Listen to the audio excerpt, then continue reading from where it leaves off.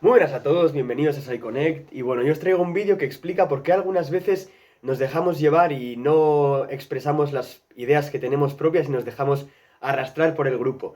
¿Nunca habéis pensado por qué estoy pensando esto? ¿Por qué tengo estas ideas políticas? ¿Por qué no hablo sobre lo que yo realmente pienso sobre este tema? Pues bueno, hoy os traigo un experimento que, bueno, explica por qué sucede esto, así que bueno, ahora os explico un poco más.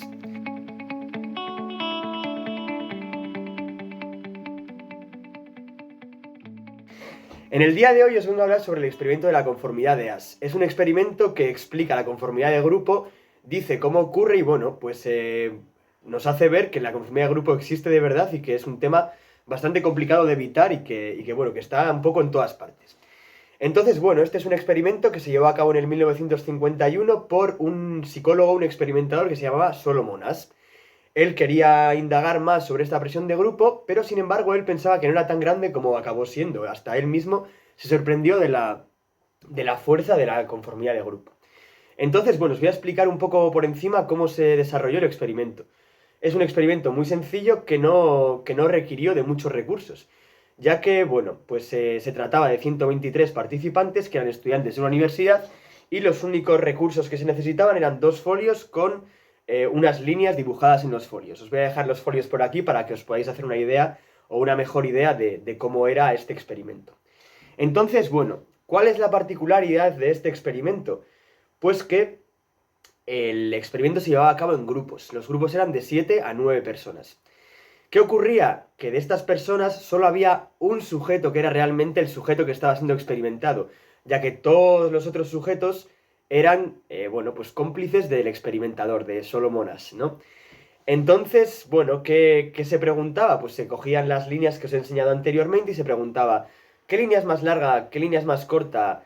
¿Cuál es la... ¿Es esta línea igual que esta otra línea? Etcétera. Y como podéis ver en las imágenes, pues son preguntas muy, muy, muy obvias. Y de hecho, cuando el sujeto que estaba siendo experimentado contestaba de manera autónoma o el grupo no fallaba de manera deliberada, solo se daba una respuesta errónea en el 1% de las veces. ¿Qué ocurría?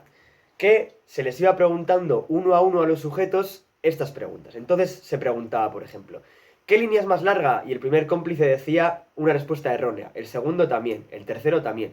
Y cuando llegaba al sujeto que estaba siendo experimentado, en muchas ocasiones o en más ocasiones de las esperadas, este también daba una respuesta errónea. Entonces, bueno, pues se confirmó lo que se quería estudiar, que es que la conformidad de grupo existe. Esta conformidad de grupo, bueno, tiene diferentes características. Cuando todo el grupo contestaba de manera errónea, el sujeto que estaba siendo experimentado fallaba en un porcentaje muy alto de las ocasiones. Sin embargo, cuando otro de los integrantes del grupo acertaba la pregunta, los sujetos experimentados ya, bueno, se veían con un poco más de fuerzas para llevar la contraria a la mayoría de grupo y responder lo que realmente creía que era correcto. Y cuando, bueno, pues cuando todos los del grupo estaban de acuerdo era muchísimo más sencillo. Entonces, bueno, ¿qué demuestra ese experimento? ¿Qué conclusiones podemos sacar de él? Pues bueno, la verdad es que los seres humanos estamos muy influenciados por el grupo, queramos o no, incluso en este experimento, que son personas que no se conocían entre sí. Entonces, bueno, imaginaos cuánta conformidad vais a tener con vuestra familia, cuando os intenten inculcar ideas, con vuestros amigos, etcétera, ¿no? Entonces, al final, claro, el ser humano nos han creado un poco, nos han hecho crecer un poco bajo la obediencia, ¿no? Cuando eres más pequeño, eres joven, la obediencia de tus padres. Cuando estás en el colegio, la obediencia a los profesores, a los adultos que te enseñan en ese momento.